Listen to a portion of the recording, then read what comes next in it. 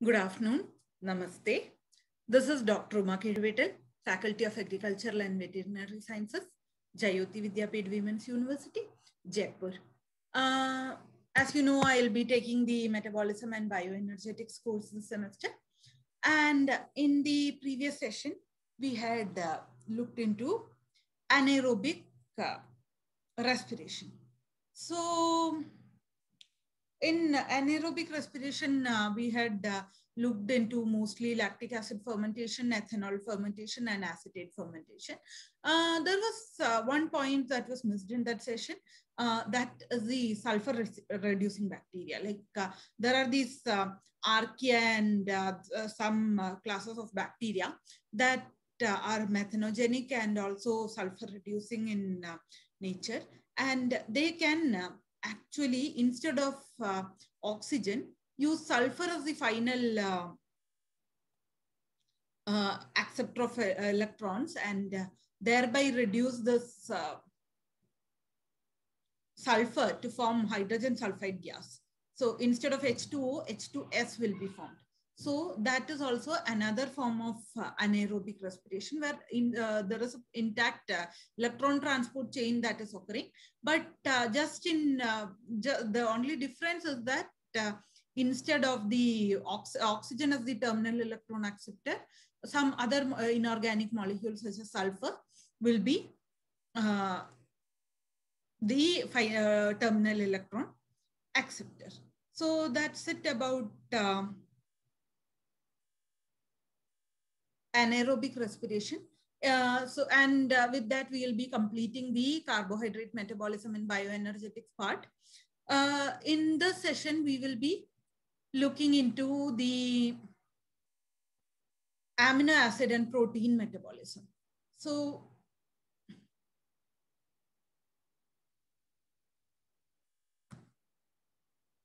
for the so the first session will be on the metabolic fate of the amino acid. So let us start with the source of amino acids in the human body. So they are the proteins in our diet, and the non-essential amino acids are synthesized by the liver.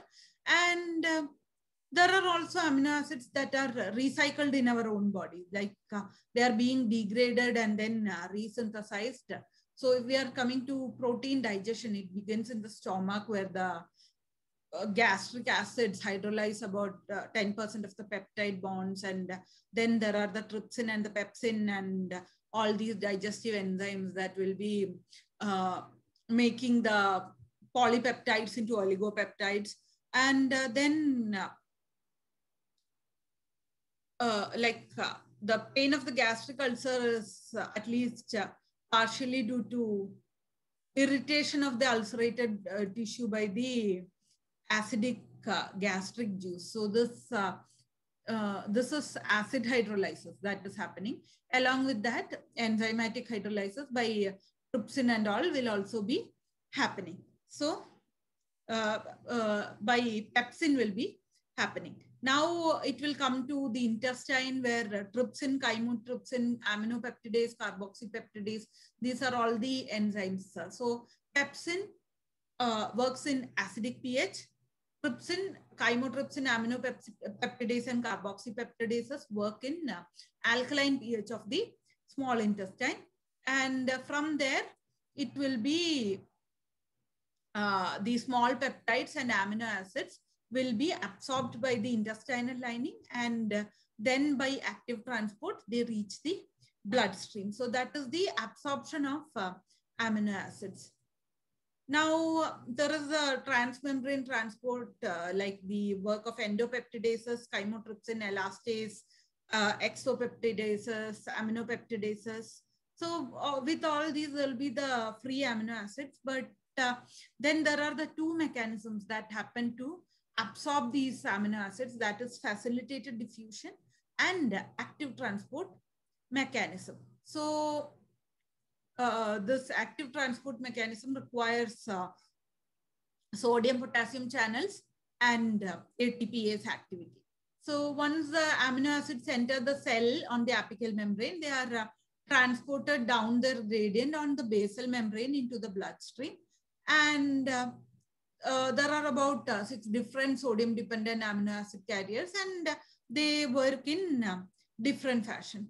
So then another form of amino acid recycling in the body is through the lysosomal degradation, like when the proteins are incorrectly folded or their use is over, like there was an enzyme and it's no longer needed by the cell, then it will be ubiquitinated. And ubiquitination is the universal process by which any protein is marked for degradation. So once that happens, it will be targeted to the lysosome where it will be degraded. And once this happens, the degraded amino acids can be recycled. So I've been talking about amino acids and also let's give you a recap of the amino acids. Like you would have learned it in your BSc courses, definitely. But amino acid are like the basic building blocks of proteins, and they are formed by peptide bonds. Amino acids link to each other by peptide bonds to form the protein. So amino acid as such is a central carbon molecule to which there is hydrogen on one side, ammonium NH3 plus ions on the other side, a carboxyl ion on the other side. So that'll be the 3, and an R molecule. This R is what defines which amino acid it is. So only glycine is the only achiral molecule because it has got R is a hydrogen molecule. But otherwise, all of these are chiral with a D and L form present. So proteins are actually important nitrogen donors, and nitrogen is essential for many compounds and functions. But since our body, like people would know about rhizobium and all, these are the only species, the rhizobium and the other nitrogen fixing bacteria. They are mostly the only biological species able to convert atmospheric nitrogen into forms that can be assimilated by your body. Other than that, we all, most of the animals, the higher animals, and most of the plants as well, require nitrogen to be provided to it. So we get the nitrogen in the form of protein components, and mostly from the diet itself. And so these new proteins can be built with these amino acids that are being supplied, and those are being recycled. So proteins serve as the building material for like in keratin in finger and toenails, and tissue, muscles, bones, skin, hair, all these, the building material is proteins. And then they are transport vehicles such as albumin in blood circulation, and signaling substances like the G proteins in signal transduction, and then enzymes that are the catalyst for the synthesis and breakdown of structures. So like there are so many types of proteins, and proteinogenic amino acids are the most important ones. Like so the proteinogenic amino acids, there are 20 amino acids, and also the semi-essential amino acid selenocysteine. It is an added amino acid, like it is semi-essential, and it is added as the number 21. So if we were to look into the different amino acids, so there is a positively charged lysine, arginine, and the negatively charged aspartate and glutamate, the polar serine, threonine, asparagine, glutamine, histidine, and tyrosine. Now, histidine could be classified as aromatic as well, but it is not. It's always classified under the polar. Then alanine, valine, leucine, isoleucine, proline, phenylalanine, tryptophan, cysteine, methionine, they are all hydrophobic amino acids. Well, proline is not exactly an amino acid because it doesn't contain an amino group, but an imino group. So proline is actually the only imine in there. And then glycine, which is a neutral amino acid, it doesn't have a side chain. It only has got the H1 hydrogen that is bonding to the central carbon atom. So, you know about the various codons that have coded for this. You would have learned in your BSc molecular biology. So we will come to the essential and non-essential amino acids. So there are these non-essential amino acids: alanine, asparagine, aspartate, cysteine, glutamate, glutamine, glycine, proline, serine, and tyrosine. So they are actually what our body can synthesize. Now the other amino acids cannot be synthesized by our body. So they include arginine. Now arginine, methionine, and phenylalanine are considered essential in only this way that arginine is synthesized at a rate that is insufficient to meet growth, especially for children. And methionine is required in large amounts to produce cysteine.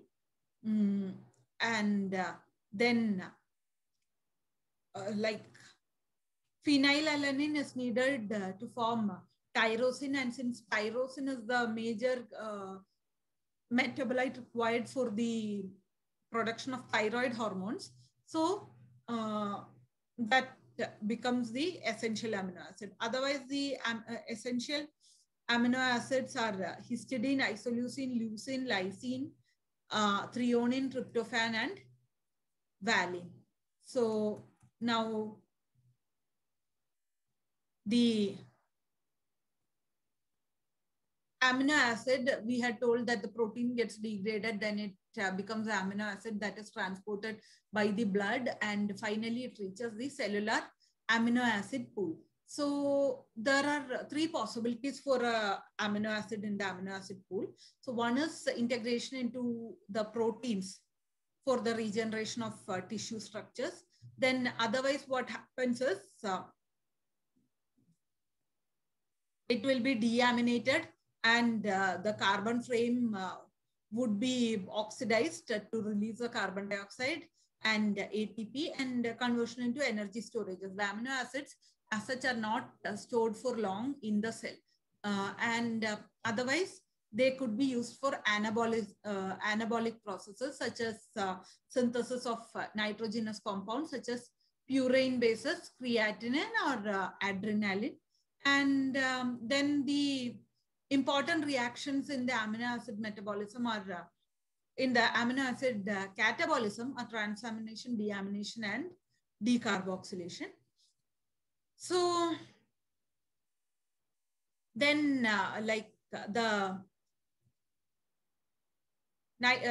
if the deamination happens, then the nitrogen backbone becomes discarded, and the carbon skeleton of amino acids will be used for production of pyruvate, acetyl-CoA, and there are these different options what can happen to an amino acid. So I will show you the, and then so they can be converted into citric acid cycle intermediates. They can become pyruvate. They can become succinyl-CoA. So there are these different options that are available for amino acid, the carbon backbone of the amino acid, which I will show you. So like asparagine and aspartate can be converted into oxaloacetate. Then aspartate, phenylalanine, and tyrosine can be converted into fumarate. Isoleucine, methionine, and valine gets converted into succinyl-CoA. Then the important arginine, glutamate, glutamine, histidine, and proline. So the glutamate, glutamine, and arginine, they are all part of the transamination reactions by which they get converted into alpha ketoglutarate. Then isoleucine, leucine, and tryptophan gets converted into acetyl-CoA. Then these leucine, lysine, phenylalanine, tryptophan, and tyrosine. So most of these aromatic amino acids and then leucine and lysine, they get converted into acetoacetyl-CoA. They are the ketone body producing amino acids. And then alanine, cysteine, glycine, serine, threonine, and tryptophan, they will be producing pyruvate. So these are the major metabolic fate of the carbon backbone of various amino acids. In the next session, we will be looking at the fate of individual amino acids and what all important signaling or hormone molecules and all that they will be, they are involved in production of. So that will be it for this session. Thank you. Have a good day.